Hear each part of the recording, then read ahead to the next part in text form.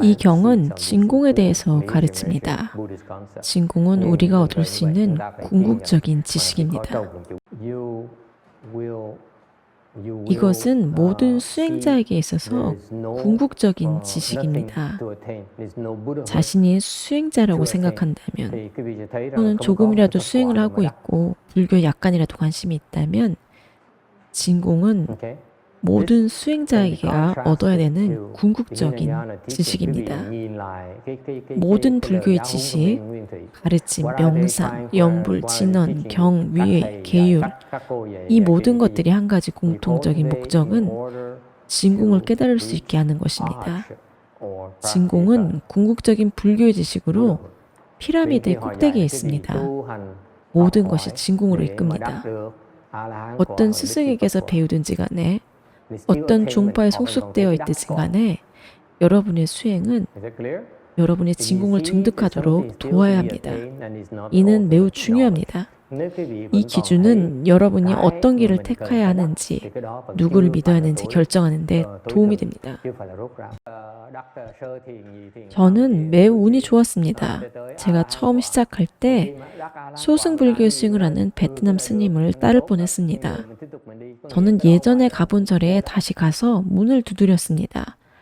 스님이 저를 가르쳐주길 바랬지만 스님은 출타 중이었습니다. 그래서 저는 제가 아는 그 다음 절인 강제성사에 갔습니다. 그 절에서 선화상인이 제자를 만났고 그렇게 시작을 했습니다. 인생의 중요 전환점이 순전히 운에 따른다는 것이 재밌습니다. 이것은 각자의 복에 달렸습니다.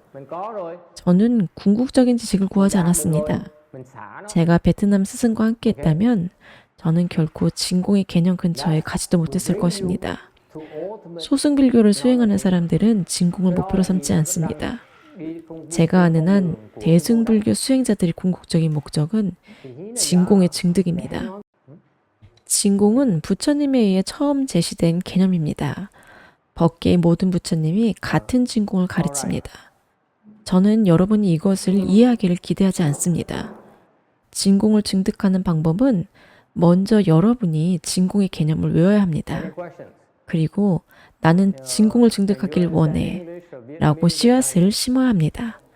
이것은 궁극적인 불교의 지식입니다. 이보다 더 높은 지혜는 없습니다. 그러면 당신은 산의 정상에 도달한 것입니다.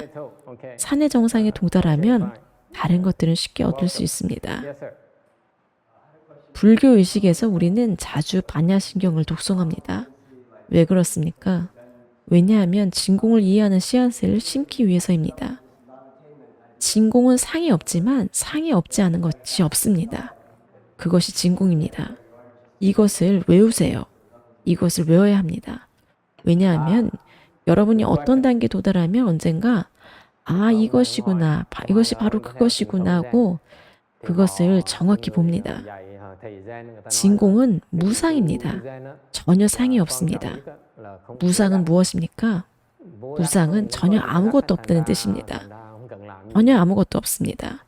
당신도 없고 나도 없고 무상도 없습니다. 그것을 만질 수도 없고 느낄 수도 없습니다. 볼 수도 없고 냄새를 맡을 수도 없습니다.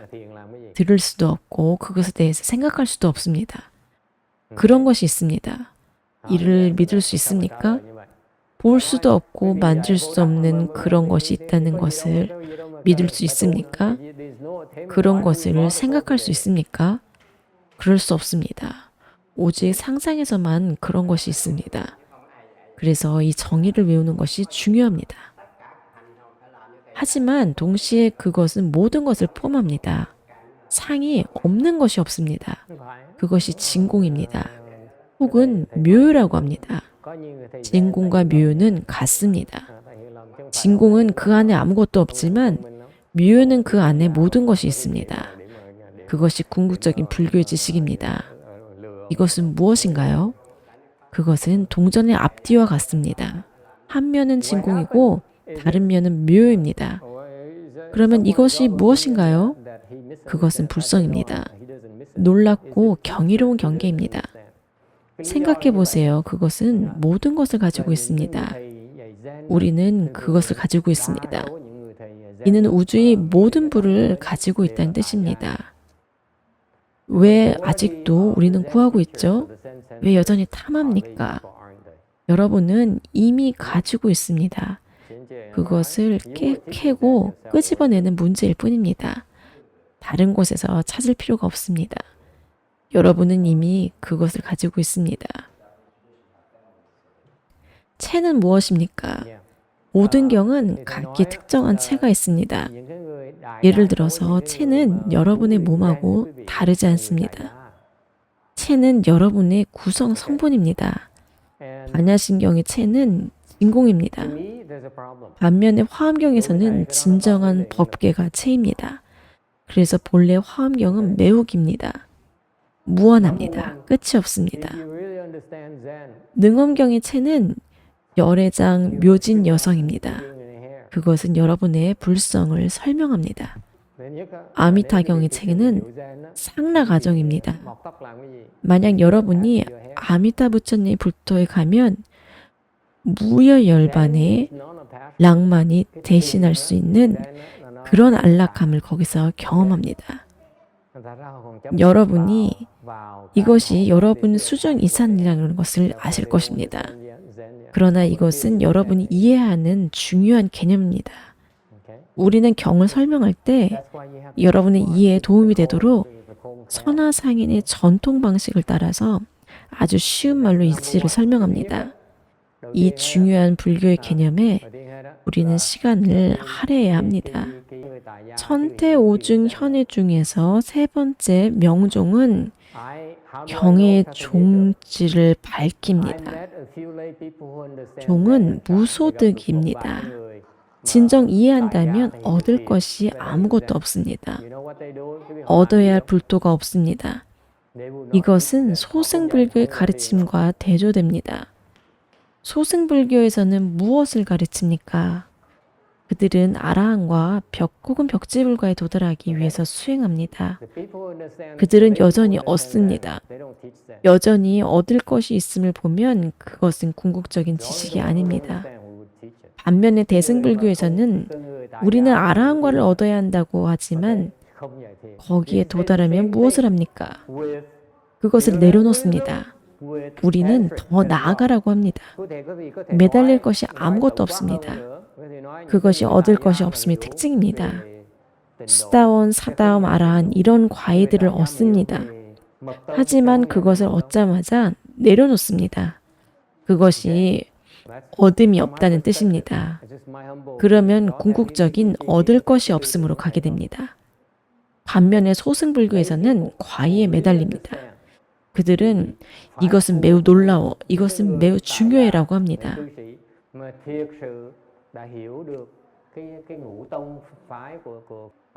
불교의 오종을 이해하는 제가자들은 가르치지 않습니다. 왜 그렇습니까? 법은 제가자에 의해서 전수되는 것이 아닙니다. 그렇게 부처님께서 선언하였습니다. 부처님께서 법을 비구가 전한다고 했는데 여기에 비구니 스님도 포함되나요? 비구니 스님도 가르쳐도 됩니다. 그 증거가 있습니다. 부처님 제자 중에 케마라는 제자가 있었습니다. 사리불이 비구 중에서 지혜가 제일이라면 케마는 비구니 중에서 지혜가 제일이라고 부처님께서 말씀하셨습니다.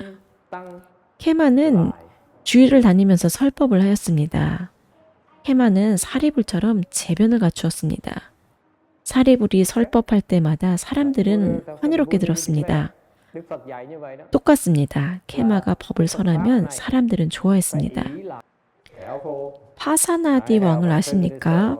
파사나디 왕은 왕비 영향으로 법문 듣기를 매우 좋아했습니다. 어느 날 왕은 여행을 갔는데 말했습니다. 아, 법을 들어야겠다. 부처님과 사리불은 멀리 있으니 나에게 법사를 찾아올 수 있겠는가? 그의 관료가 지시를 받들고 어떤 이름을 떠올랐나요? 케마가 마침 근처에 있었습니다. 그래서 왕은 법을 가르쳐 달라고 케마 비구니를 초청했습니다. 케마가 와서 법을 설했습니다.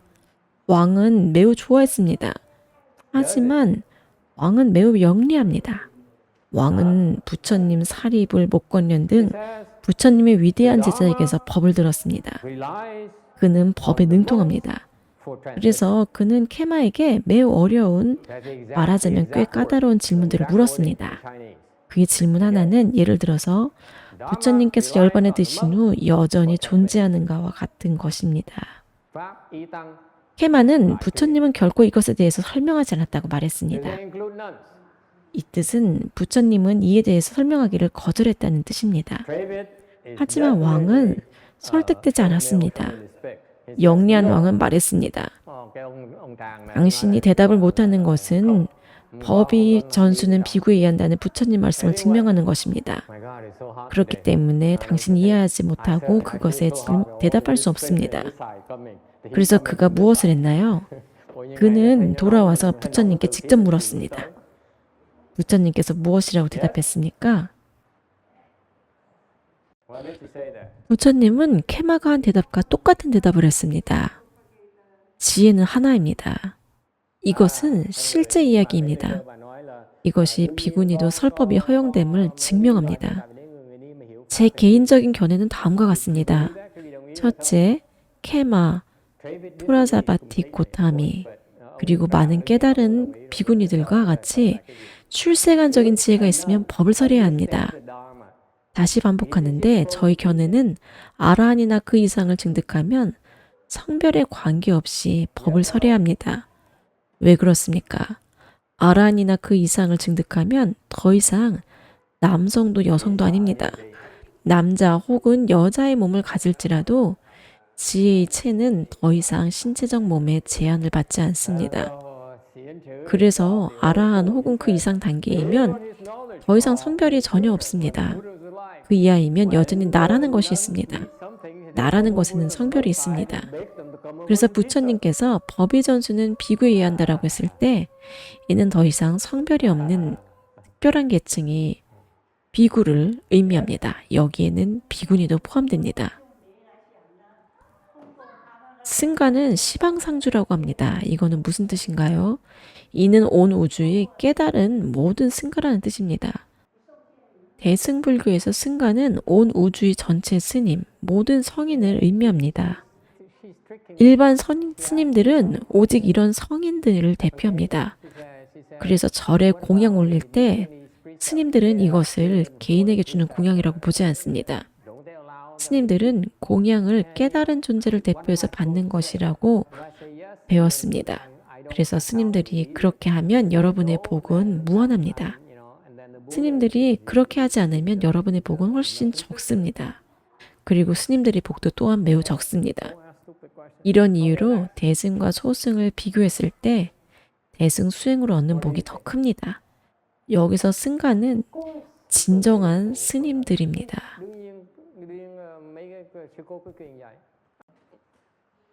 깨달으면 더 이상 성별이 없습니다. 깨닫지 못했다면, 출세간적 지혜가 없다면 아직 법을 설하려고 하지 마세요. 너무 이릅니다. 승가의 첫 번째 그룹은 깨달은 비구, 비구니 스님을 포함합니다. 다음 그룹은 깨닫지 않은 비구, 비구니 스님입니다. 개인적으로 저는 그들은 법을 설하지 말아야 한다고 생각합니다. 너무 이릅니다. 준비가 되지 않았습니다. 하지만 필요에 의해서 설법을 허용합니다. 설법을 해야만 하기 때문에 스님들은 저는 아직 이해하지 못했습니다. 하지만 저는 이렇게 봅니다. 이것이 제가 여러분께 드릴 수 있는 전부입니다. 라고 말하는 것을 선호합니다. 이것이 설법입니다. 설법을 하며 이해하지 못했는데 이해했다고 주장한다면 큰 공경에 처합니다. 스님들은 정직해야만 합니다. 어떤 명상 지도자들은 얻을 것이 아무것도 없어서 해야 할 것이 아무것도 없다라고 말합니다. 이것이 왜 잘못됐습니까? 미혹한 상태이기 때문에 옳지 않습니다. 한 베트남 남자분은 마의 경기에 들었는데 자신이 이미 공을 이해했다고 매우 확신합니다. 아무도 그를 더 이상 가르칠 수 없습니다. 그는 결과부자할 필요도 없고 더 이상 명상할 필요도 없고 정토에 갈 필요도 없다고 합니다. 이는 완전히 미혹한 것입니다. 저희 스승인 선화상인은 매우 단계가 높은 깨달음을 얻었지만 그 이후에도 여전히 매일 명상했습니다.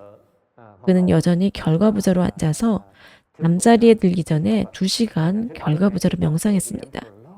이것이 깨달은 존재들의 일과입니다. 하지만 이 베트남 남자분은 너무 뛰어나서 더 이상 아무것도 하지 않습니다. 공에 대해서 더 읽으면 읽을수록 공에 대해서 더욱 미혹해집니다. 왜 그렇습니까? 공은 설명할 수 없습니다.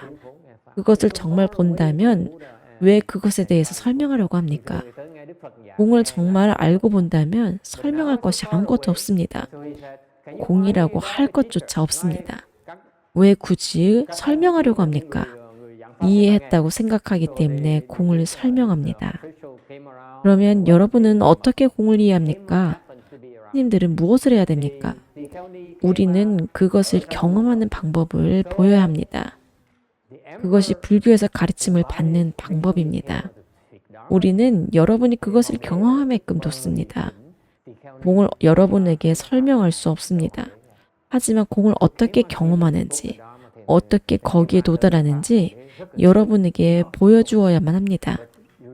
그래서 부처님을 도사라고 합니다. 부처님은 우리에게 거기에 이르는 법을 보였습니다. 여러분은 스스로 거기 도달해야 합니다. 불교의 좋은 스승은 여러분에게 어떻게 하는지의 방법을 보여줍니다. 그는 여러분에게 해야 할 것과 하지 말아야 할 것에 대해 가르칩니다. 그것이 유일하게 여러분이 진공과 무소득의 개념을 이해할 수 있도록 돕는 방법입니다.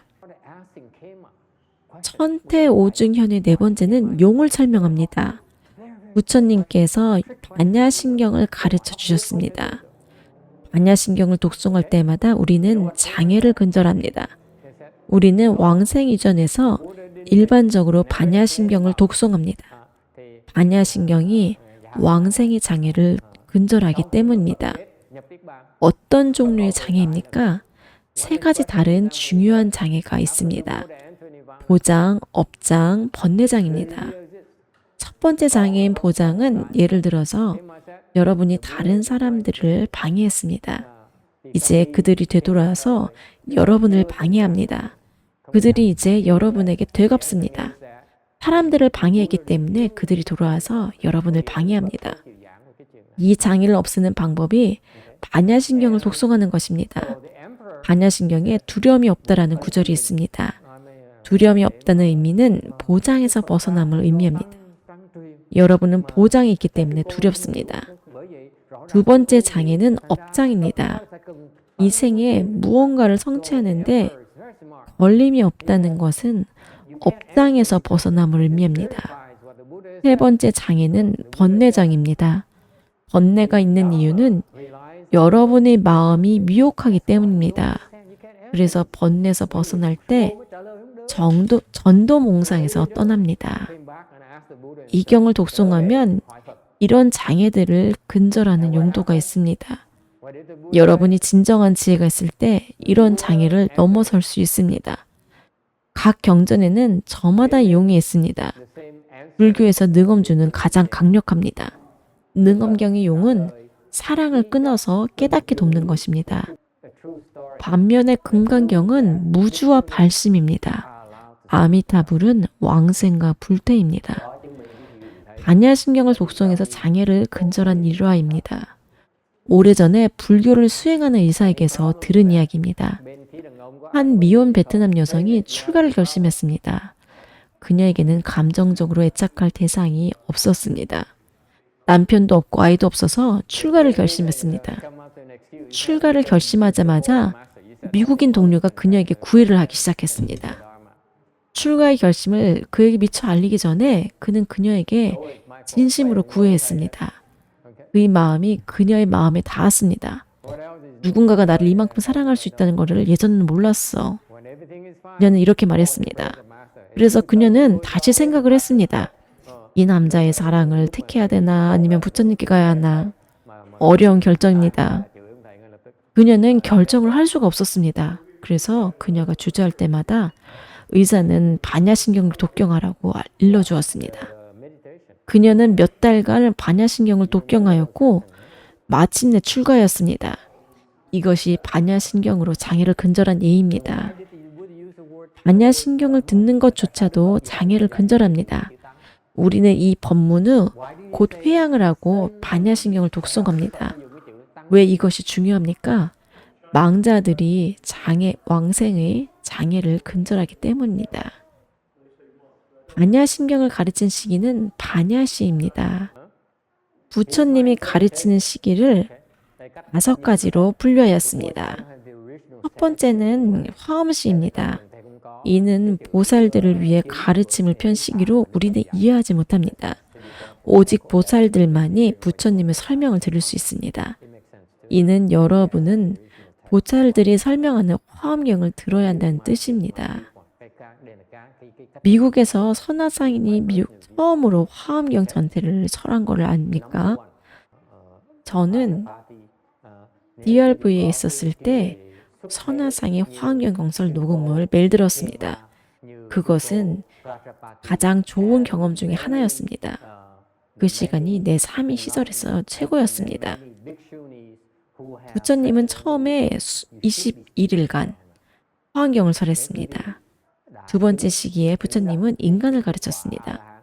12년간 아함경을 설했습니다. 이 시기를 아함시라고 합니다. 아함은 수승한 법이라는 뜻입니다. 아함은 비불교의 법보다 뛰어납니다. 초기에 부처님이 많은 제자들은 외도였습니다. 그들을 교화시키기 위해서 부처님은 아함법을 가르쳤습니다. 그들을 불교로 개종시키고 아라한과를 얻게 도왔습니다. 그들은 불법이 훨씬 솔수승함을 알았습니다. 세 번째는 방등시로 8년간입니다. 방등시에서는 아라함과 벽지불이 다음 단계로 나아가기 위해 준비시킵니다. 아함, 아라한, 벽지불보다 더 많은 것이 있습니다. 그것이 방등시입니다. 네 번째 반야시에서 부처님은 깨달음에 대해서 가르쳤습니다. 깨달음이 무엇인지, 어떻게 깨달을 수 있는지를 가르쳤습니다. 마지막 5번째는 법화 열반 시기입니다. 법화경과 열반경을 기반으로 합니다. 이 시기에는 어떻게 부처가 되는지에 대해서 설명합니다. 궁극적인 깨달음은 불과입니다.